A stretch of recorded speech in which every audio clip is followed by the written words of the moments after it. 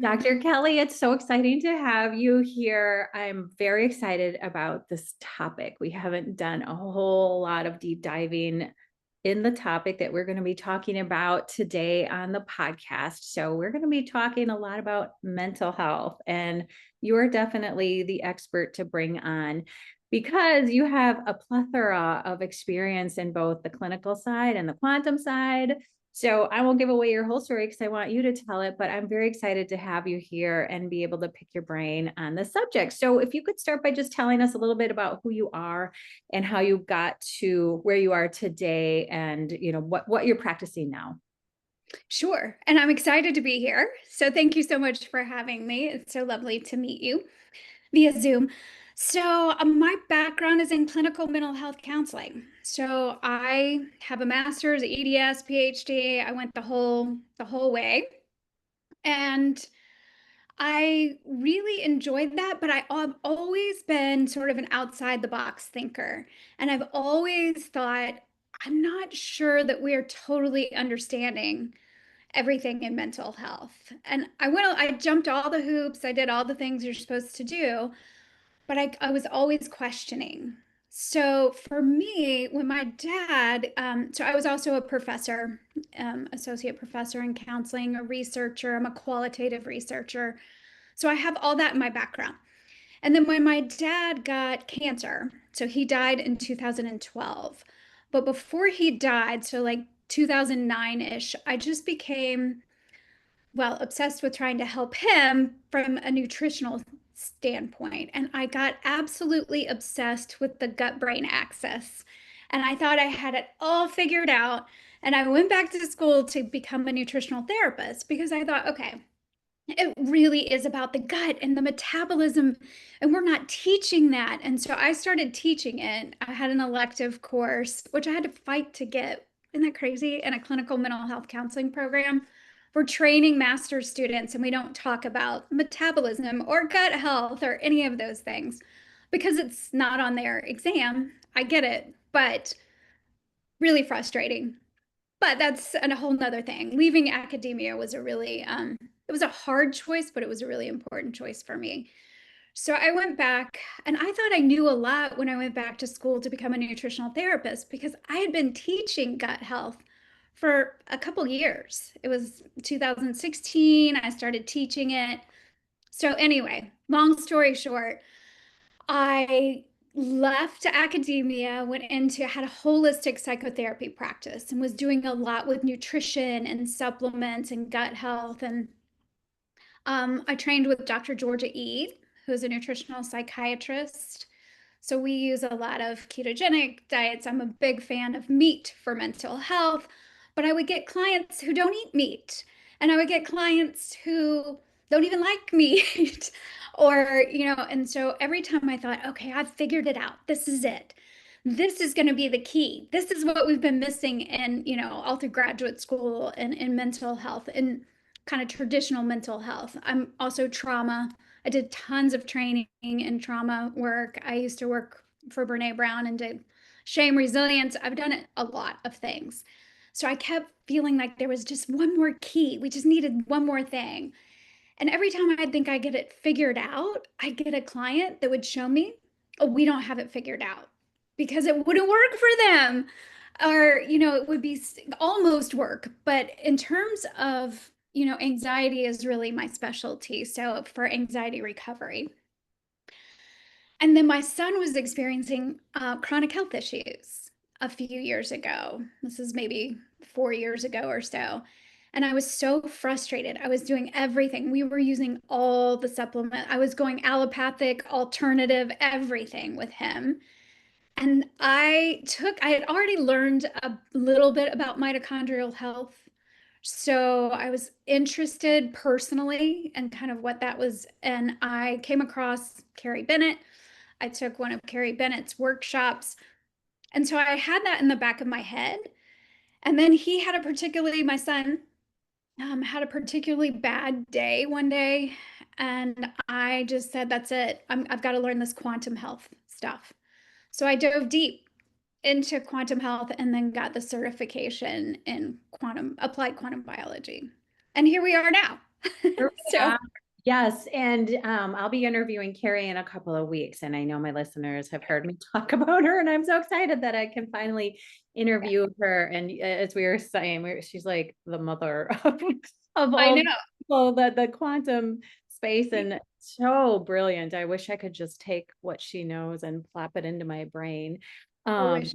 but Yeah, yes, we call it the mothership. I call her the mothership. Yeah. yeah, Mhm. so many interesting things that you said, and and I can certainly relate as a practitioner. Same thing. It's like I came out of school, thought I had it all figured out. People are not getting better; they're getting more sick. They're not coming off medications. And then I dove deeper into nutrition. Like, oh, it's got to be this ancestral nutrition, and so many layers to it. And like you said, then I started working with women who, I mean, they're eating cleaner than I am. They're exercising. They are, they sleep. They don't take medications. I'm like, I don't really know what to do with you. And then, yes, then I learned about the quantum space as well. And, I went through my whole, my insulin resistance, adrenal fatigue, all of it. And I, couldn't figure it out. And it was through Carrie's work that I was able to heal my adrenal fatigue as well. All right, well, let's do this. Let's talk about some of the misconceptions, because you've been in the clinical side of it, and now you've kind of merged all of these different things and aspects of mental health that you've learned. But what are some of the biggest misconceptions about anxiety and mental health issues that you are seeing, and especially when it comes to conventional treatments? Because I know I get people, like other moms, asking me, even like, I went, my son or daughter is struggling, or I'm struggling. I know that there's some kind of connection with nutrition and mental health, but when I go to my practitioner, all I get is a prescription. Like, what can I do? So Yeah. that. Yeah, that's the standard of care, right? And most people, some of the misconceptions are that it's all in your head, that, mental means that it's in your brain or something's wrong with you, or that you just need to come at it from a mental perspective, which we know there is no separation between mental, physical, and I would add spiritual. I have come to the place where I did not touch spiritual stuff for years. It was like, I'm just trained to be very careful around that. And I've come to a place where I'm like, it's all spiritual. Like, really, when we don't feel connected to our nature, our true selves, or what I might call like true north, and who you really are, you are going to get symptoms. But what happens is that in conventional practice, they're doing what they know to do, what I need to do. And it's not like it doesn't help anyone, it doesn't help at all. It does. It's probably like there are registered dietitians that are helping people, but they're just missing some of these foundational keys. And really, quantum, I think, scares people sometimes because they're like, I don't know what that word means. And a lot of us think, well, we got to be as bright as Carrie to understand these things. Yeah. And that's not true. Carrie is very bright, but the rest of us, it really is very simple. And what I'm trying to help people understand is that it's really about your mitochondrial health and your circadian rhythms. It's the smallest of things. So we're talking about subcellularly what's happening inside the body, but even just the smallest changes that we can make that have the biggest impact in our health. And for mental health, the mitochondria just gets completely left out of most of the conversations. It's completely left out at graduate school. And it's, we do continuing ed like you have to do. And the continuing ed is the same stuff regurgitated for years. Occasionally there'll be something really interesting, but it's just the same stuff getting circulated. And I don't think people realize that when you have chronic anxiety, first of all, anxiety is not a bad necessarily thing. Like, feeling a little bit anxious means that you care about what's going on in your life. But chronic anxiety, which is a different thing, and when people feel that kind of just chronically there's almost like a buzz inside of you that you're like, this can't be right. You're right. Your body is sending you signals. And on a cellular level, it's telling you it is losing energy. It's a sign of lost energy. It's a sign that your mitochondria do not have the inputs that they need in order to function well, to make not only your energy, ATP, which we know is really important, but also making the water that is really crucial in your body and moving electrons through the body. And I think of electrons as kind of like money in the bank. And there are other ways that we can get electrons other than food, like just our skin touching Earth's surface, for instance. So for me, I think it's really a story first about light, but also about water and earth. And it sounds too simple. For most of my colleagues are like, okay, well, I didn't go to graduate school and learn all the things to get back to just like light water and magnetism or earth. And I'm like, yeah, and that's why people aren't necessarily improving under your care because you're missing a big foundational piece. This is not some hierarchy like, oh, after you've done some other stuff, then it's not like self-actualization kind of work. This is foundational. We're talking about basic needs that you know, Maslow's hierarchy of needs. He didn't know about mitochondria, and our mitochondria were supported in the time of Maslow, and they are no longer supported. We live modern lives that are just completely disconnecting us from who we really are, and we are nature, and it's disconnecting us from our natural environment. And I had no idea that lights, like the lights inside your house, make you sick. And that just, those are some of the misconceptions, like that it's all in your head, that there's something wrong with your genes, like it's just genetic, which we know from epigenetics. We know a lot more now. But even with me, like I was convinced it was gut health. But what I didn't, and gut health has a big, is nutrition makes, plays a big role. I think that's foundational. But gut health has more to do with circadian rhythms than food. And I did not know that. So it's not that we're wrong or that practitioners are necessarily wrong. They're right. They're just missing. Mhm. Yeah, I can relate to so much that you said there too, because I have Sure. 75 credits that are due next year for continuing ed, and they all have to be like filtered through the Academy of Nutrition and Dietetics, which means me learning crap that I don't want to learn. And but otherwise I can't continue, like I can't keep the RD behind my name. It's just so crazy. But yeah, you already answered my next question about like what is the anxiety? Like what's happening when we are experiencing that anxiety and those anxious thoughts and what's happening in our body. And you said it's really just like I like to think of our body as a battery, and certain things charge our battery and certain, because it's just such a simple thing to think. Like if you look at your cell phone, oh, it's 100% charged and we're good to go for the day. And oh my gosh, I'm getting the red under 20% marker. And so certain inputs are charging that battery and certain inputs are just draining the battery. And so am I hearing you right that we can just kind of simplify those feelings of like chronic anxiety? And of course, there's, like you said, there's difference between the chronic and the more acute anxiety. But can we just like say it's just the battery getting drained, and or is there more to it than that? I think that is what is happening. And that's, but I also think there's a little more to it because there's so many contributing factors to chronic anxiety. So a mold expert is going to tell you, oh, it's the mold illness.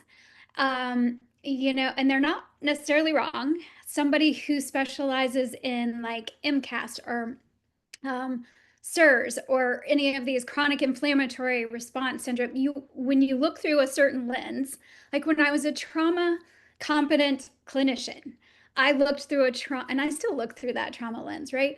But you think everything is trauma, and it is, but it's not the trauma that necessarily, it's not the big T traumas. A lot of my clients, like a lot of your clients probably, have already worked through a lot of things. They are already, most of the people who come to me have found their way to some sort of clean-ish eating, most of them ancestral. They've even sometimes made their way to to quantum health, but they can't quite put it together, right? And so I think you're exactly right. It's a battery. That's one of the simplest ways to think of our body and what's draining the battery and what's charging that battery up. And often chronic stress, I mean, most people overlook how much stress can do to us physiologically. Um, but some unprocessed trauma may be contributing to that. But what's really happening at the end of the day is that your cells are sending danger signals. And they're either sending those danger signals because there's unprocessed emotional stuff, that there's unprocessed traumas, even little t traumas that just like your mother-in-law, thinking your mother-in-law hates you for 10 years can really wear on you. Honestly, people are like have no idea that that's what's really draining them. But then for the first time, probably, in decades, we now have more and more things that are non-native EMFs. Our lighting is now changed. We spend more and more time indoors. So when you add that piece to the puzzle, it just, our systems are sending danger, danger, danger.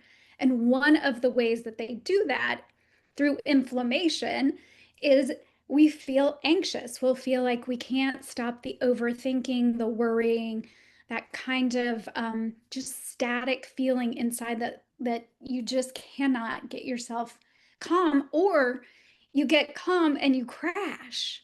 So then we're like, from a nutrition perspective, I was like, well, this is just blood sugar regulation. I've got, it'll look like the anxiety, depression roller coaster.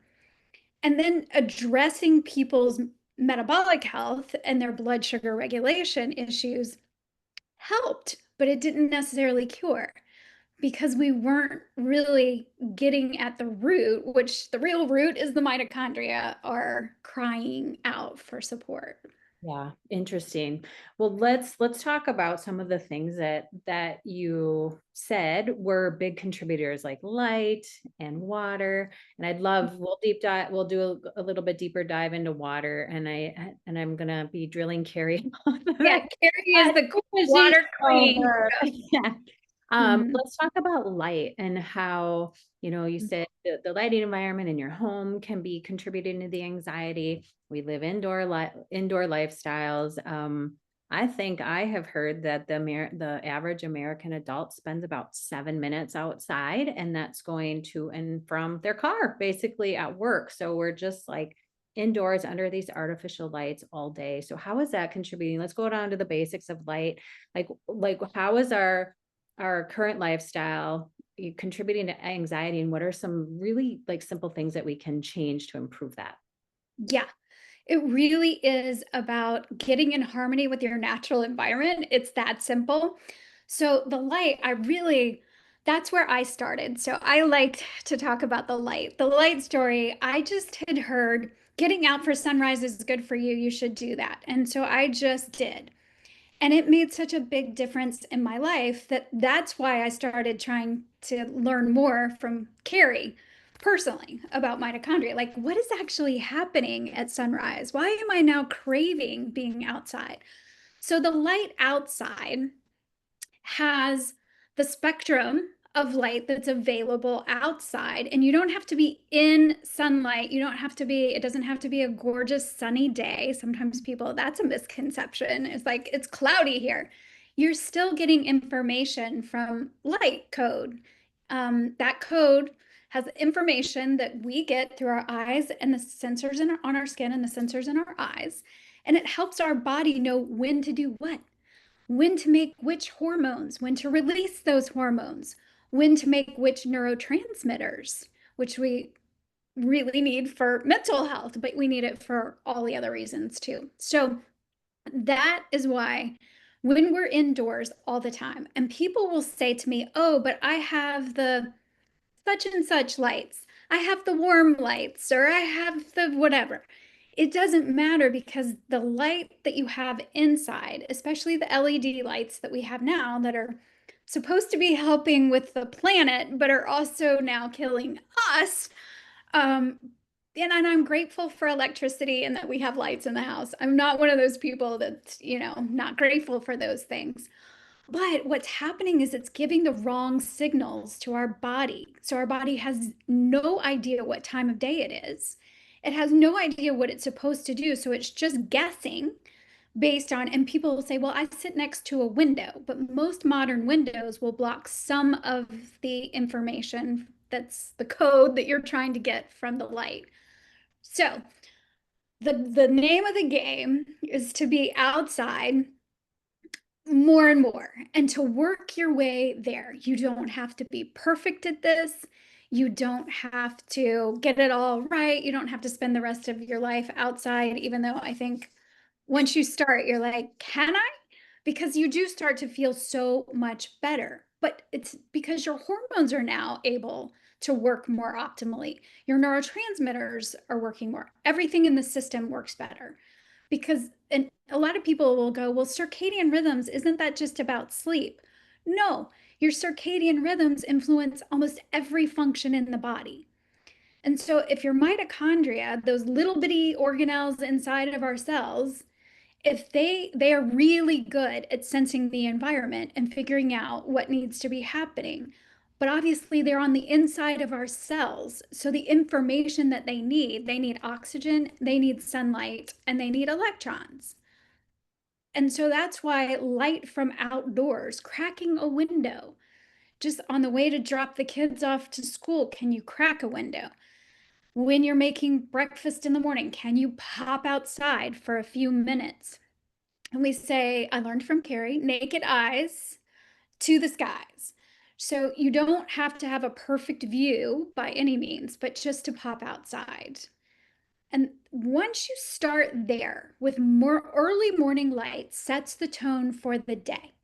It really helps set the master clock, the suprachiasmatic nucleus in the brain, and then every single cell has its own clock. So then you start to get into more of a rhythm. Your body knows what to do. But there's also a lot of red and infrared early in the morning at sunrise and then again at sunset. And that red is anti-inflammatory. The blue light, which is really important too, because blue is how our body tells time, but that blue is inflammatory. So all of our devices, our computers, our phones, a lot of the light inside the LED lights, even if it's warm or, you put it on different colors, it will still have some blue in that. And that sharp blue is telling your body that it is the middle of the day in summer. So your body is just responding. It's doing what it was beautifully designed to do, but it doesn't know that it's actually living indoors now. And a lot of people will go, well, how come this wasn't a problem 10 years ago? Well, our lights have changed. We had more incandescent bulbs, which look a little bit more like sunset, so not quite as damaging.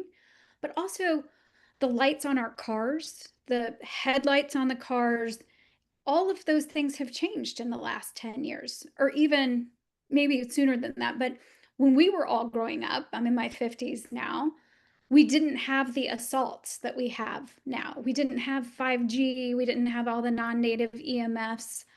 And so I think our cellularly we're getting dehydrated. And that's a conversation for Carrie because Yeah. she's amazing at that. But that's kind of the light story that we're in and that people just don't realize. And if you start with early morning light exposure, that's a great place to start. But then what most of us do that, and then we realize, oh, but I'm still inside after sunset on my phone or on my, watching TV and with all the lights on. And sometimes when I walk early in the morning, like right around sunrise, and I see all the people inside their homes getting ready for whatever their day is, all the lights are on, the TV's on. Like, that's not a great way to start because they haven't had any natural light exposure. And now their body thinks it's noon, it's cortisol's going up. You do want cortisol in the morning, but that's your get up and go hormone. It's not bad. But then you've got chronic cortisol And your adrenals, of course, you know all about adrenal fatigue, that everything's going to get worn out and you're going to feel awful. You're going to feel wired and tired. You're going to feel anxious, sometimes depressed. Like it's just going to be a roller coaster of not feeling good. And you can't figure it out because it's not the food and it's not the exercise necessarily. Sometimes people have to start there, but Yeah, and I know when I was struggling with adrenal exhaustion, it was past adrenal fatigue. I yeah, thought it was all about food and stress. And I'm like, okay, well, I just went through this really stressful year. Of course, my adrenals are tanked.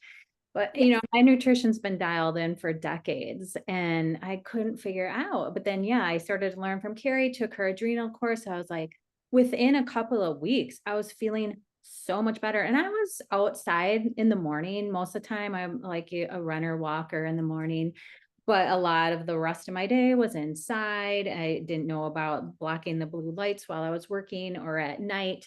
And or if I sat outside, it wasn't necessarily with my feet on the ground. Grounding did wonders for me within a couple of months. It was amazing. But I wore sunglasses because with adrenal fatigue and adrenal exhaustion, my eyes were so sensitive. I couldn't, like a cloudy day, I'd be like, oh, I got to put my sunglasses on. Where now I barely, the only time I really wear them is if there's a glare when I'm driving or on the water. But yes, it's so crazy that these simple little things can make such a difference. And I love how you gave all the simple little tweaks like cracking your window when you're driving in your car or just popping out for a couple of minutes. And I spend most of my workday outside whenever possible. Like right now to be in here talking to you on my computer, I'm like, oh, I can't wait to go outside. But it's just starting with really little key steps. Mhm. But I'd love for you to talk a little bit about SSRIs and how, like you talked about going outside at sunrise, and as the sun comes into the atmosphere with the sunrise, the blue light comes into the atmosphere, like you said, that triggers that cortisol response, and it's just naturally triggers. So many responses are triggered by sunlight. It's really amazing. But can you talk about the UVA rise a little bit? Like why are SSRIs prescribed? Like Paxil, and there's a ton of them. Like, why are those prescribed to people?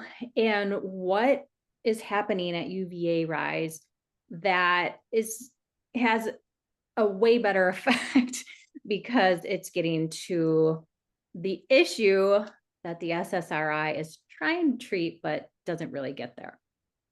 Right. And there's very little evidence that serotonin, we know serotonin is important, but there's very little evidence clinically. Well, I should say anecdotally, I think people started feeling better when they were put on an SSRI. So people started using them. But if you look in the research, does not support the use of SSRIs for mental health. Like it just does not, they're not connected. But we know serotonin is important.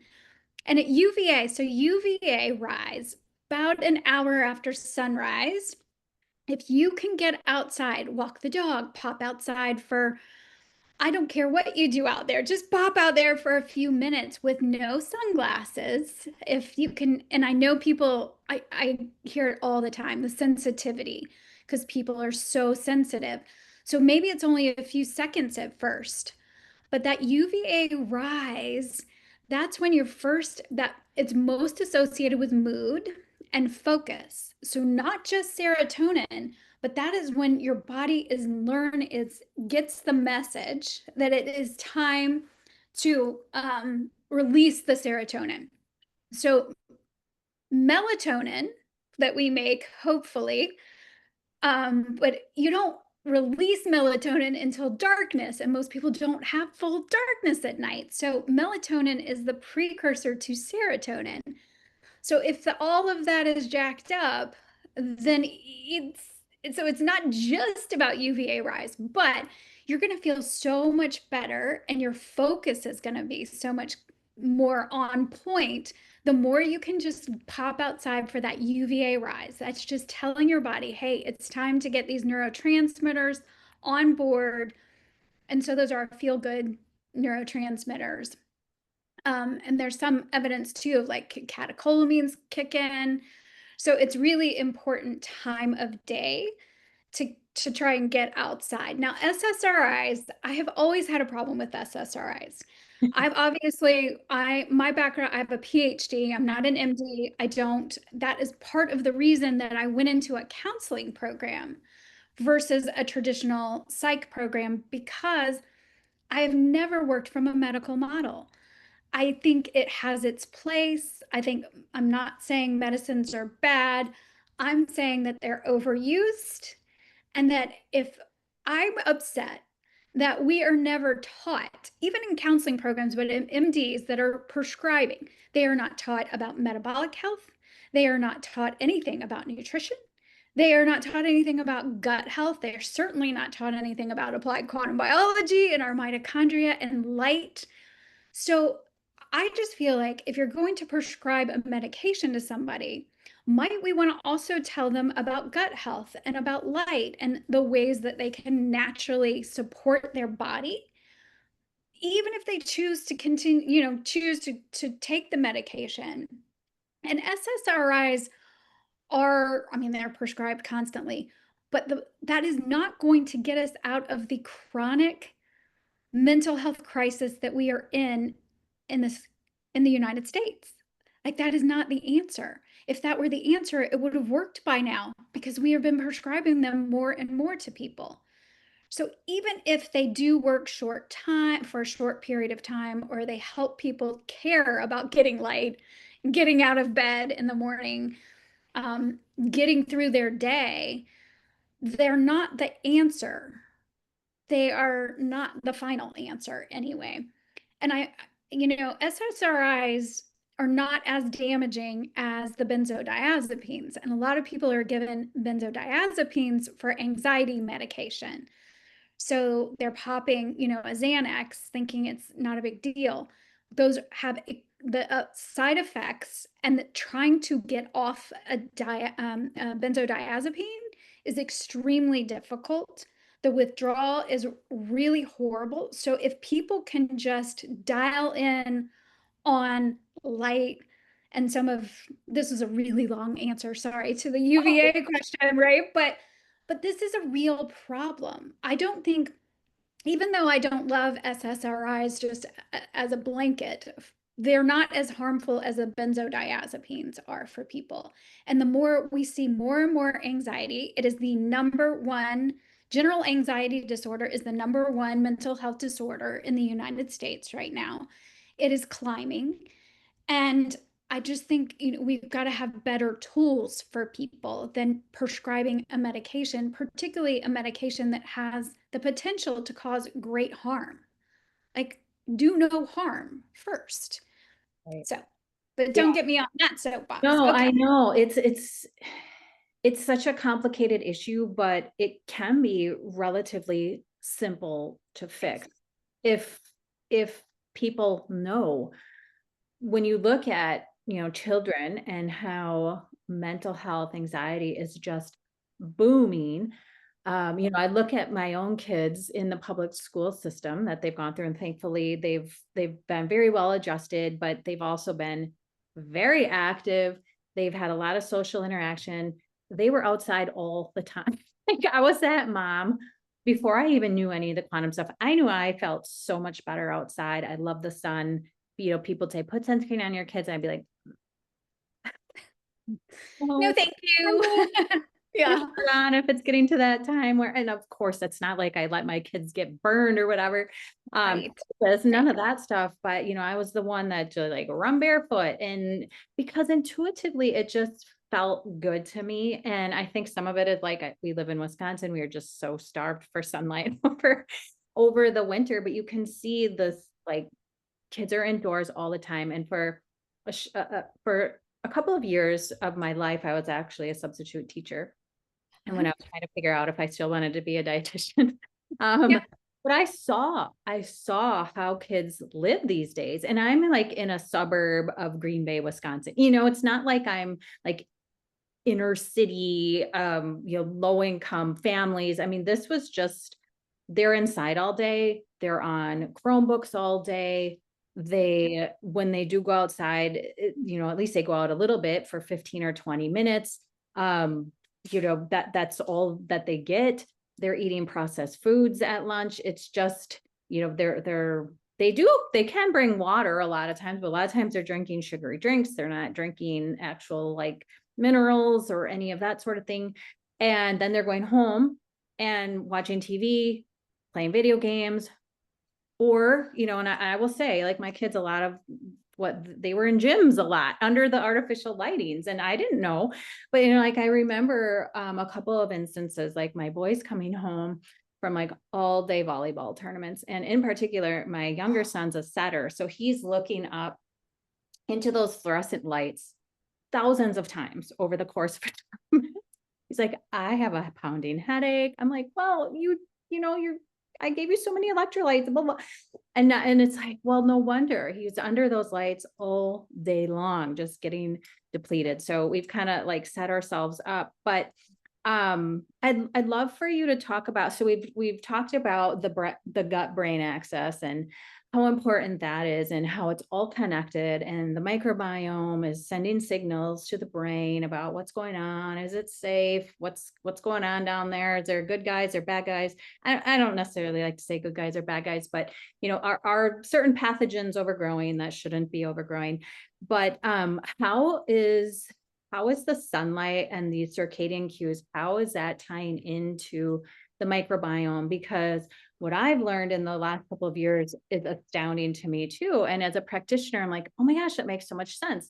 Our microbiome is moving, shifting and changing with the circadian rhythm and our light cues. And, eating food that's in your environment is a whole lot different than eating processed foods or food that's grown on the other side of the world.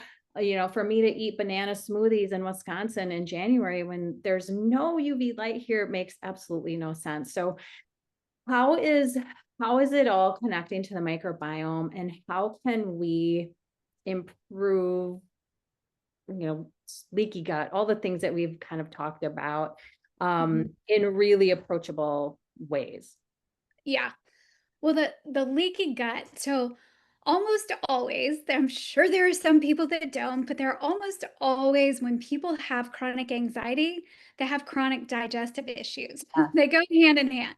It's hard to even say which started first, because most of the information, you're right, is coming from the gut up to the brain. Obviously, there's communication both ways, but it seems to be most of it's going up.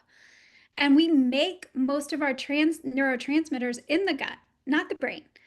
So that's the other problem with SSRIs. They're designed to have more their serotonin reuptake inhibitors in the brain. They don't do anything to help make more. So it's like it keeps more in your brain. But why wouldn't we just say, by the way, you make those neurotransmitters in your gut? And the happier your gut is, and I agree, there's not good and bad guys, but there's opportunistic guys, good guys and opportunistic. And if those opportunistic type, like Candida, these type of bacteria can get overgrown, and even if you have lots of good guys, it can still really, it can make you look like you have a personality disorder when it's actually you've got gut dysbiosis. So you're back to the fact that it really is more about circadian rhythms. So it's more about light and the light story. And we have those sensors in our eyes and on our skin. And so sometimes people are like, well, I have really sensitive eyes. Then get more skin in the game, more skin. And if you're like, but it's cold, do what you can. Do small time, just do what you can. But if you can get your belly, actually your abdomen, in the light, you don't have to be in a bikini if you don't want to, or topless if you're a male, but it really does help. It is amazing. It's an insulin resistance, for leptin resistance, for a lot of reasons. But there's also some research that shows that red light, so on that red spectrum, especially, I think it's infrared, so the light that we cannot see that's on the red spectrum, is diversifying the gut microbiome. So that is phenomenal. That early morning light where there's a lot of infrared and red. Now, red is available all day from sunrise to sunset, so you can get out and get some of that. But it's highly concentrated at sunrise and sunset. So sometimes people are like, I cannot do sunrise, but I can do sunset. I'm like, great. And if you can expose your belly just a little bit, that is very helpful. I also like red light therapy, but it's free outside. So why Yeah. won't we just start with the free outside? What is interesting is I think I love minerals. Minerals are really important. But here we are talking about like your son, we're actually getting communication is going really, really well. You've got minerals that are the spark plugs in the body, getting everything where it needs to go, but the wrong light is creating such a stressful situation that now the body is communicating even more strongly and appropriately wrong light, wrong inputs. I'm confused. So there's that piece. But the more we can be outside, great. Blocking blue light in the evening. So after sunset, there is no blue light outside. So, and all of our devices have it. So we have blue blocking glasses. You can get different kinds of, now there's a computer now that's Yes. uh, circadian happy or whatever. So just knowing that that's really important. And part of it is when we eat. So circadian rhythms, one of the inputs is obviously light, but when we eat, so eating is a circadian input. So eating during daylight hours, really trying to get your food in between sunrise and sunset. At least I like a couple hours before sunset if you can. But when we have kids that are doing sports and that sort of stuff, it can be really challenging. But that's a really easy thing is to get some light on your belly, get more light outside, try and eat when it's light outside, your meals. And then the meals, if they can be local seasonal food, that is going to orient your body. Your body is going to know because food is light, and that information is then helping orient your mitochondria essentially. So, from a circadian perspective, it's more about what time of day we're eating and those inputs. But from a mitochondrial perspective, I think it's helpful what we are eating is really helpful and important. Yes, and I've talked to several clients about the light on the belly as well, and that is just fascinating to me. And I never knew that until like about it was a lot like last spring, I think, that I learned that. And I know, just like you said, a lot of people are like, well, I don't want to like expose my belly in front of people. But I'm like, okay, well, during your work day, like go out to your car, roll your window down, just peel back your pants and your shirt a little bit and just let that sun go on your belly for like 5 minutes. You're in the comfort of your own car, or take a break if you're working at home or whatever, and just go in your backyard or somewhere that's private and just expose your belly for like 5 minutes. You don't have to be in a swimsuit. It's amazing. And then I know, like, I haven't used my red light panels or my red light all summer because I'm always outside. Like you said, that's free, full spectrum. Your body's never going to be confused if it's outside. But I do have like a mini red light that I shine on my abdomen. Most nights in the winter, I just, when I'm reading or whatever, I just sit with it on my belly just to get a little bit of red light in the microbiome. But yeah, it's amazing. And people do think like these things sound too easy. And we're not saying like implementation, like hearing them and be like, okay, well, I can do that, or I can eat at certain times. And like we were talking about with kids in sports, like it's hard. Like these are concepts that are simple, but they're not always easy to implement. So take what we're saying, for some people, it can be like, oh my, like these are bombs, like, oh my gosh, I've never heard that before. And it can be overwhelming, but just like keep it simple. Like you were saying, make the first light that you see sun, like natural light, whether it's raining, snowing, cloudy, whatever. Get outside for light breaks as much as possible. Expose the skin as much as possible without burning. Just let it's all about signals, like you were saying.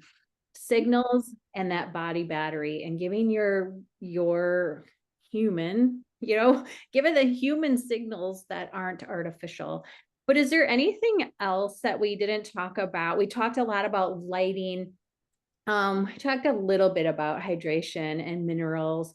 Non-native EMF, you talked about a little bit, but anything else that you see as something that's really driving this massive mental health and anxiety problem that we're seeing? And like, where's a really good place to start?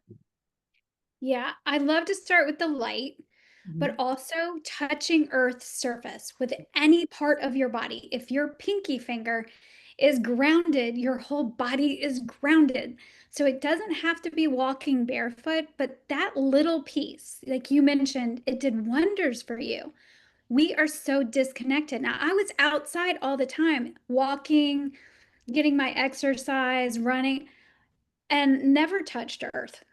And you can get earthing shoes if you're like, I'm not doing that. But you also don't have, it doesn't have to be your feet.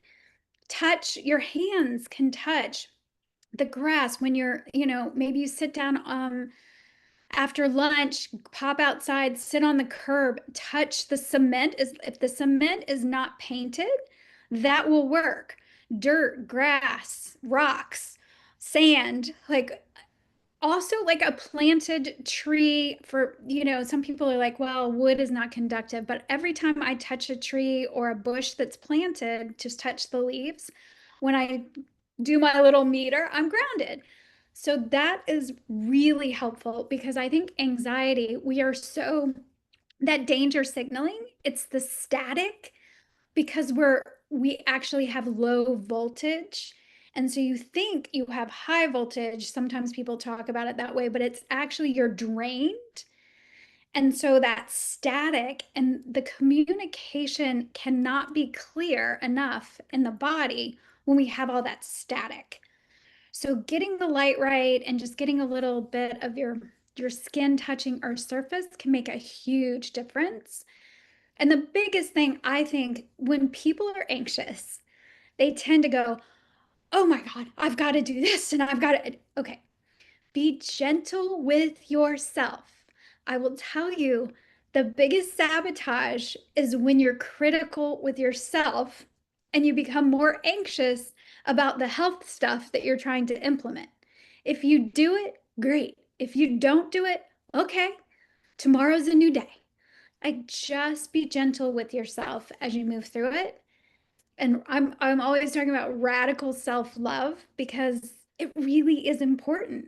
Like there's a difference between being self-absorbed and having self-love. And that I think it's overlooked quite a bit. And I don't know about your clients, but my clients are very gung ho. They are kind of that type A. I'm gonna like be the best at this, and this is really a process of little by little, your body will start to crave more earthing. It will crave the natural light, and it will become easier. But at first, it's about doing what you can do without beating up on yourself if you don't.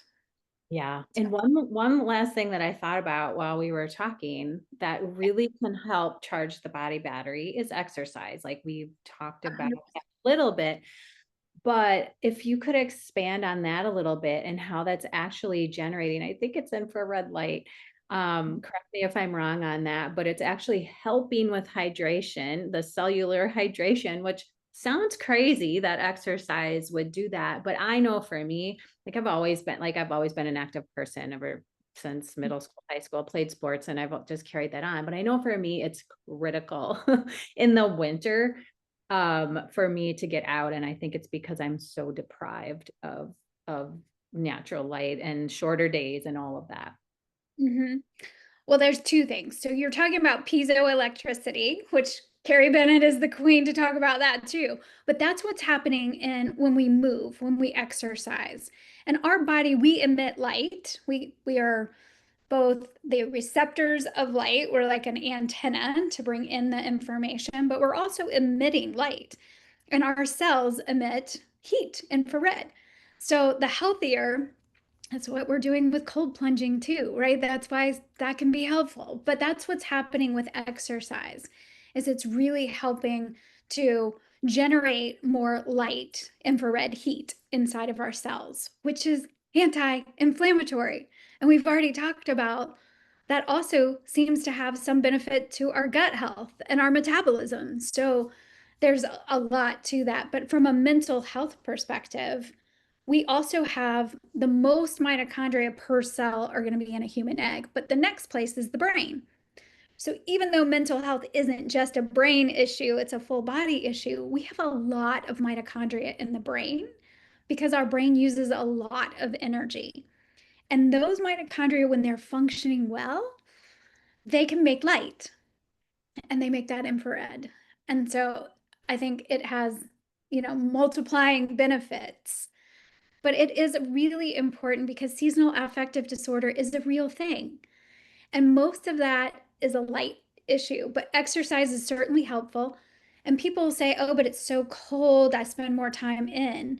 But actually, the more time you can spend out, even though the days are shorter, but what we don't do is honor the dark and realize that winter is a time of rest and restoration. It's a great time to do a lot of deep healing too. Yeah. So Yes, we not can, eating as much, ketogenic diets, a lot of those things are amazing to do during the winter. Well, you've been so helpful today. And I just, again, like we were saying at the beginning, like we like to put all of like our organs and, you know, have separate. all of these specialties like, oh, this is a mental health issue. This is a metabolic issue. This is a kidney issue. Like it's just, it's all, we're all one body. So, talking about things that not only going to help anxiety and mental health, it's going to help everything. So, pulling that all together and looking at how intricately the gut microbiome is connected to the brain and how they're always communicating. But if you can think of in closing, like one client that you've worked with that you wouldn't share, of course, we don't want to share names or anything, but that you've worked with that was just, wow, I can't believe the healing that this person saw and maybe the approaches that they took to see some improvements in their mental health and anxiety. Yeah. So of course my brain just flipped to so many. I have such amazing clients, but they all are very similar, right? Most of the people who come to me are women, perimenopausal, menopausal, like all that. And so I'm thinking of one client, really, she is in cold weather like you in the winter and just suffered a lot with seasonal affective disorder and just really struggled. Took a little bit of medication, some SSRI. Most of my clients have either tried that, didn't work, or it did work, but it's not really solving. And so she's a good eater, clean eater, I mean, exerciser, all the things. And they would have to take a vacation every winter to Florida just to recharge. And when she started learning about light and the quantum health strategies, it was like so many light bulbs went off in her brain. And even like why she felt so much better in childhood going to camp and being like running around in the woods and being barefoot all the time, and why she feels so much better at the beach. It's not just the light, she's also barefoot on the beach. Um, but really embracing winter was really strange for her. A lot of my clients are like, embrace winter. I have been against winter for decades now. But embracing the environment that she's in, wherever your feet are planted, and then eating more seasonally because she was already eating healthy food. But like you said, a banana smoothie for somebody in Minnesota, not great in the winter for sure. A lot of my clients were doing like coconut water and things that they were trying to that are healthy, but are actually, first of all, they have a lot of deuterium, but that's not grown anywhere near where they live. So those small little tweaks, I mean, just phenomenal. How much, we also were addressing some trauma stuff too, but it just it's amazing how much better people feel. And you don't even realize how bad you felt. You know you were feeling not great because you come, but they're like, I cannot believe how much better I feel. How you wake up grounded and clear-headed. Yeah. So that's one of my favorite clients that I have is yeah. Yeah, yeah. The northern latitudes, they can get you if you're not mindful of these things. But I know this past winter and the winter before, like I was saying, I'm almost always outside. It's below zero. I just dress for it. But the key for me was to not always be wearing sunglasses and let that natural light into my eyes, and just making it the first light that I saw rather than, get up. It's so tempting to just look at the phone. What is the email? What is, or just get up and flip, like you said, flip on all the lights and On the Today Show, like people are just habitually doing what they do. Um, Yep. yeah, little things make a big Yeah, difference. little things, and starting with the light story, like you said. Well, where can we find more about you if people either want to work with you or check out your resources that you have? Of course. So anxiety-recovery.com is my website. That's where there's free stuff, blog stuff, all kinds of stuff there. And then Instagram is my favorite place to connect on social. And it's just Dr._Kelli with an I. So Kelli. And that's, yeah, where I mostly like to connect. And I also have a YouTube channel, a podcast, the Quantum Mental Health Podcast, which we should get you on. Talk about metabolism and how important it is. So those are the places. Awesome. Well, I'm sure people learned a lot, and you just reiterated a lot of great things so beautifully. And I am very thankful that you could come and be a guest today and talk about the things that we did. So yeah, simplify, go back to the basics. It's really amazing what happens when you do so. But thanks so much for coming on today. We'll link everything in the show notes, and keep doing what you're doing because you're making such a difference. You too. Thank you.